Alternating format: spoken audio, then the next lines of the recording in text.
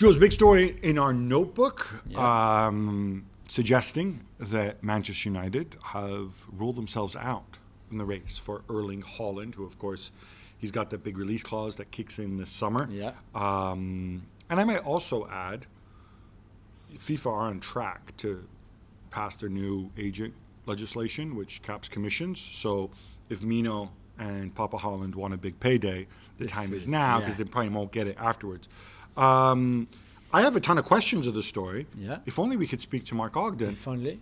But here he is. Oh, amazing. Ogden, tell us. ¿Qué pasa? Why is it a case of they're going to pursue alternative attacking options because they don't think Haaland is right, or they don't want to deal with the agent or whatever? Or is it a case of, well, they know he won't go there. we're pretty sure he's not going to come here? I think it's the latter. I think it's a case of United have obviously been interested and made inquiries and maintained a dialogue with the Haaland camp. But I think that it's been made pretty clear to them that right now his favourite option is Real Madrid. Real might not be able to get it over the line. We've discussed this before because they're going to sign Mbappe, most likely to, and whether they can fund that. But Man City are involved. But Real Madrid right now is the destination that Haaland seems to favour. So United, let's be honest, they might not be in the Champions League next season. They've got a big rebuilding job. We don't know who the coach or the manager's going to be.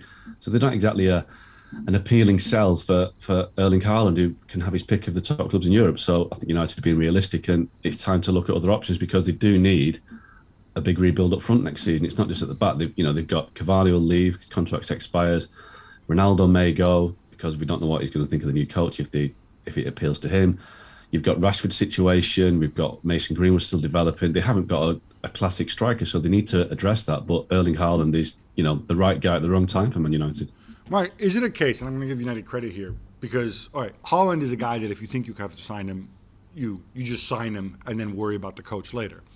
You mentioned here they're going to look at alternative options, which might be a little bit like alternative facts, but clearly if you're going to look at alternative options, you're going to look at somebody who's not, a global game changer like Haaland or Mbappe.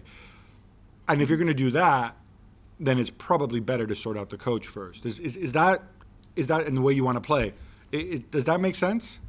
Yeah, it doesn't. Look, let's say that United hire Mauricio Pochettino. He's the candidate that is the most likely to end up at United if things go ahead as they want to. Then you could see an opening for Harry Kane to Man United, because there's quite a lot of clubs this summer that want a striker. Now, if Man City miss out on Haaland, will they go for Kane again? Maybe not. There's Dusan Vlahovic at Fiorentina, who is, at 21, a big talent, will be a lot cheaper than Haaland in terms of over the long term, in terms of wages. And then you've got maybe Lewandowski as well, who has got a year, 18 months left of his contract at Bayern. Bayern may decide to move him on this summer because they don't want to let him go for nothing. So there are options out there, and United need to find one.